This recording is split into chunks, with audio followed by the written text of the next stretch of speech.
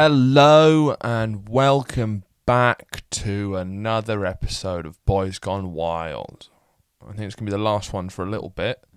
I'm going to be taking a little break. I know it's the weekend, but I think I'm going to take a little bit more off because I'm worried that if I carry on doing daily, it will affect the quality of the show. So I'm going to take a little weekend to think about what I want to do with this pod. But let me know in the comments below of what you would you prefer less but more time put into them? Do you like it being daily in these short bursts? I'm still working it out, and as it looks like lockdown's easing, I'm working out a sort of new podcast idea. So stay tuned, because if you like this, I'm in talks with other podcasts that are going to blow your fucking dick off. But seeing as this might be the last one for a little bit, I thought I'd do a special one on one of the biggest Boys Gone Wild I know, and that's my dad.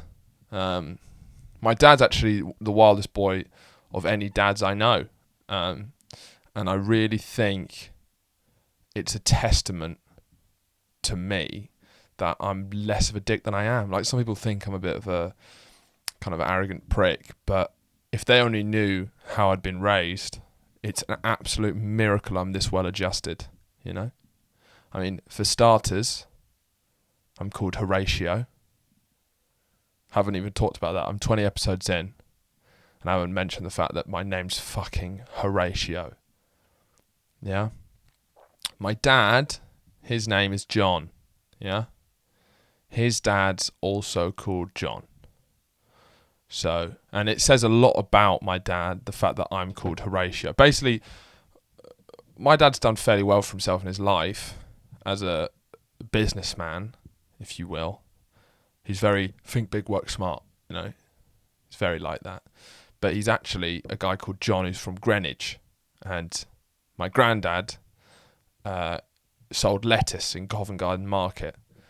So, the fact that I'm called Horatio, it may seem like it's because I'm very old money posh, but actually, the only people who are called names like Horatio are children of people who don't know what posh people call their kids, but want to seem like they're posh. Does that make sense?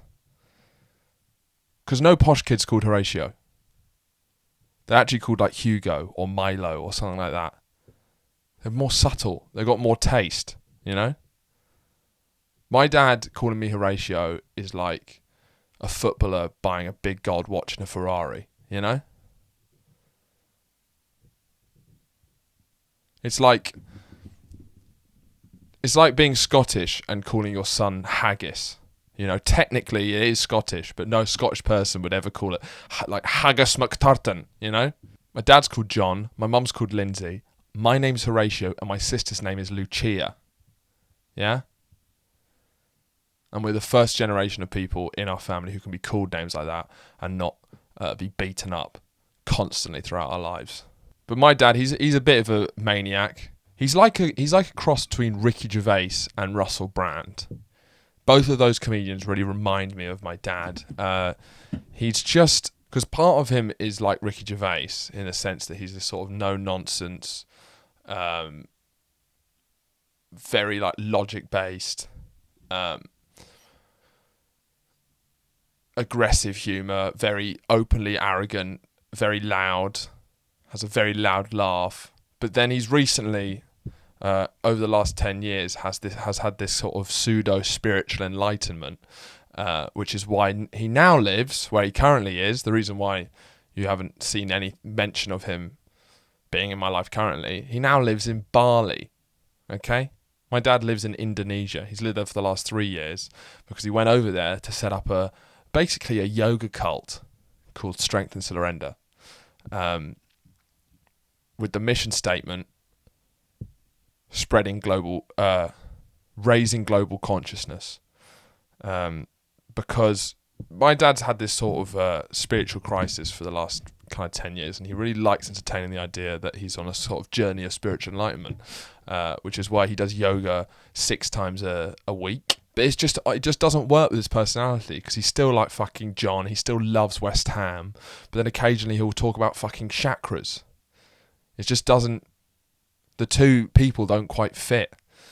But his yoga cult, Strength and Surrender, that he set up out in Indonesia, it didn't work, but it was it's so funny. So he thought he was kind of changing the world by basically getting idiots who are sick of their jobs, like quite high-paid idiots, to come over to Bali and go through this spiritual kind of course called Strength and Surrender and pay ludicrous amounts of money, and then they'll get spiritually enlightened through this course. But basically, they're just paying for a really nice holiday, and then they come out afterwards saying, that was brilliant. Of course it was brilliant, because you spent thousands of pounds on a holiday in Bali. And I once asked my dad, it's like, how are you raising global consciousness by just making a yoga cult for a very select few of people with quite a lot of money? And he goes, well, think about it. If the bosses are happy, then that happiness will be passed on to people who they're working for. And that's when I realised how deep the capitalist ideology had run through my dad, to the point where he was applying trickle-down economics to spiritual enlightenment. It was a real wild realisation when you realise that it's so deep in someone's core, all the tenets of capitalism, that he's applying trickle-down economics, but to spiritual enlightenment. But he just gets himself into a lot of. He doesn't. There's a lot of things I respect to my dad, and mainly is that he doesn't really give a fuck what anyone thinks, and he'll just do whatever he wants, whatever makes him happy. And he's a happy person, and that's one thing I do. The thing I most appreciate of my dad is that he's happy, so I don't have to worry about him ever, because he's taking care of his own happiness, which is underrated, because most adults are miserable. And that's actually quite stressful for a child, having a miserable parent. But Dad, as much as he's a prick, as much as he's ruined most Christmases, nearly every Christmas, he's got drunk and started slagging off people around the table.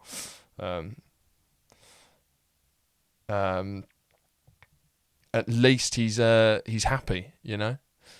Part of his happiness is the fact that he, since he's left my mum, since my parents divorced, he has been on a sort of rampage of progressively younger girlfriends. He's been getting older, they've been getting younger. It's sort of like a Leonardo DiCaprio type thing. Even though my mum's the exact same age as him, since he's been let off the leash, it's just been progressively going down. He had a rule that he'd never go out with anyone closer to my sister in age than him. Quickly threw out the window. I think his current girlfriend is 31 years old, I think. Which was a wild experience, because he was going out with her, and my ex was 32 years old. So I don't know how healthy it is for a child to have a girlfriend who's older than his dad's girlfriend. It's just all the four of us went out for dinner, and it was quite a clusterfuck of emotions, to say the least. So once again, as much as a prick of I am, it's a miracle I'm not more of one. They're from all over the globe. The amount of times I've been, as a child, had just different foreign women in broken English leave crying, as my dad's been like, I don't know. But I think it's partly because I have definitely a normally attraction to older women, which I think is definitely something psychological about the fact that my dad is so into young women. It really makes me feel guilty. So I think it's more me trying to bring balance back to the universe by sort of leveling the playing field a bit by going out with someone who's older. But one of my favourite stories, my dad, with complete confidence, will tell you the things that would embarrass and cripple anyone else. One of my favourite stories about my dad, he's probably got dyspraxia like me, but he always manages to get himself in the most ridiculous situations.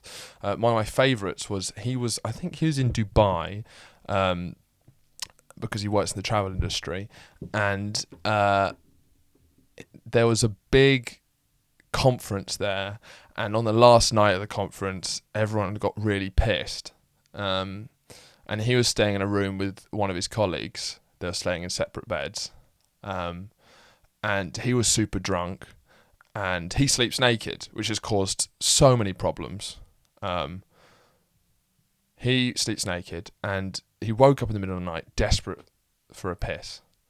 So he feels around for the bathroom door, and opens it, walks into the bathroom, looks for the toilet, scrubs around, can't find it anywhere. And then he realises he's not in the bathroom, he's in the hallway. But it's pitch black. He doesn't remember what room number it is. So now he's stuck in the hallway of this hotel. It's 3 a.m. He's stark naked, and as he unnecessarily told me, was semi-erect, which I didn't need to hear.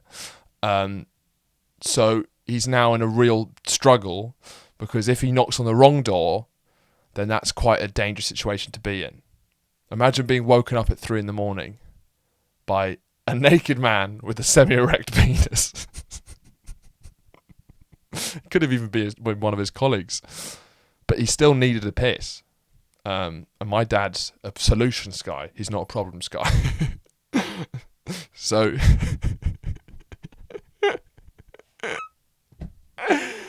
So then he goes down to the elevator, and you know how in like quite traditional hotels they have like those sand buckets. And I think for either ashtrays or to stop putting out fires. I forgot what they're for. And it had like in the sand it had printed the logo of the hotel, and then him with a semi-erection just pissed into the sand bucket and just tried to trace the logo. He finally comes back and takes a gamble at the room. Luckily for him, unluckily for the story, it was the right room. Goes back in, fine, problem solved. He had a laugh with his friend. The next day, they're leaving the hotel. I remember he's the boss of this group of people at the conference. He's one of the people in charge. He's leaving the hotel in the morning, and one of the hotel staff calls Dad in to have a little word with him. And then they've got CCTV footage of him running up and down the hallway naked with an erection, and then eventually weeing in the sand bucket. And they were like, "Mr. Gould, is this you by any chance?" And yeah, I'd love to see that tape. I mean, but once again, he'll tell you this with a big beaming smile on his face, incredibly proud of himself. I think what a memory, once again caused by the fact that he refuses to put any clothes on when he sleeps. Me and my friends, I think it was my 16th birthday, maybe 15th birthday, I got them all up to the flat in London, and we were drinking. For my 15th birthday, we were up in his flat in London, and we were young. We were drinking. It was still one of the first kind of gatherings we'd all had. We were getting drunk. We were playing FIFA. There was like 9 of us. I think even it was so 15-year-old. Like we even tried to buy weed. My friend bought it, trying to act all cool. Came back like, "Boys, I've got the stuff." We opened it and it was lavender. And that was like, these guys barely any of them had ever been to London because they were coming up from Sussex. So it's just funny that the first drug deal was a lavender con. But we're all getting drunk, playing FIFA, and we're making quite a lot of noise. It was like 3, 4 in the morning. And then my dad wakes up, realises he's naked, so puts a t-shirt on, and knocks on the door to tell us to be quiet.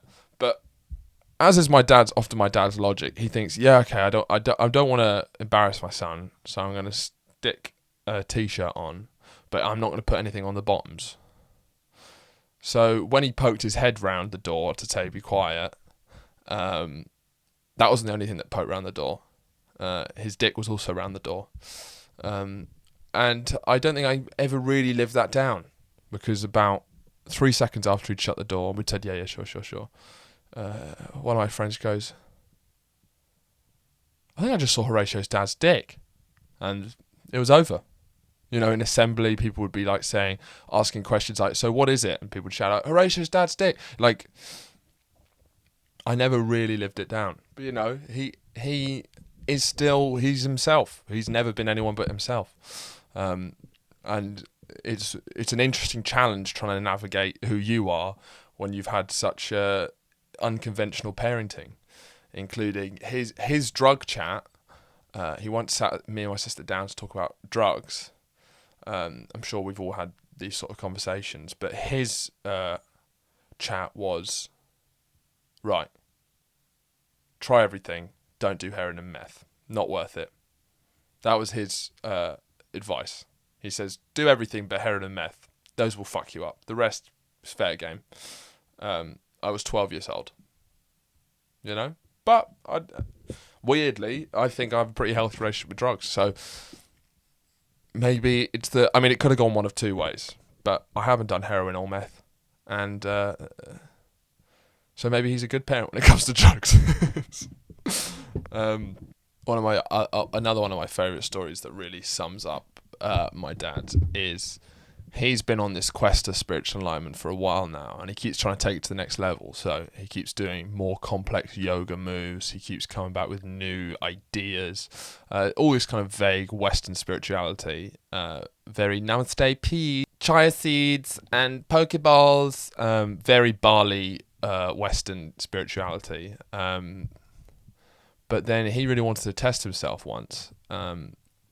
So what he did was he decided that he was going to go to India to go to, like, I don't really know how it works, but basically in one branch of yoga, he was going to go to like the holy site and kind of be with some of the gurus and the masters of that tradition. So like going to like the Mecca of yoga.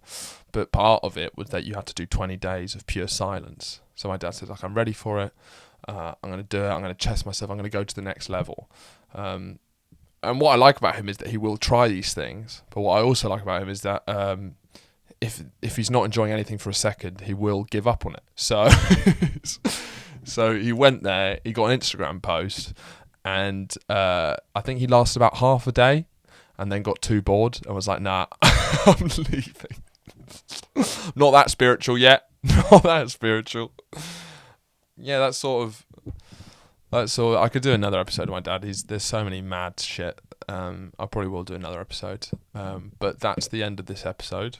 But yeah, I'm going to take a break. I might do another one on Wednesday, but I'm just going to take a break to kind of resort out some of my ideas. But yeah, I'd recommend actually, if you are dying to hear more content from your boy, check out my old student radio shows. They're still all up on YouTube. I'll link them down below. I've got a show from pretty much every week I was at uni. Me and my co-comedy partner Andrew Kerwin did a show every week. We had guests on and stuff, and they're still really good shows. And everything I've learned about doing this, I've basically learned from that show. So list the later ones of those, but there's about 7 seasons of those shows. There's about 50 shows on there. So if you want to see more, I understand why you wouldn't, but give them a go. They're all on YouTube. Yeah, I think that's it. So it might be a little while before I see you again. And yeah, follow me on Instagram as well, because that's where I'll be doing updates on what I'm doing. But yeah, see you whenever.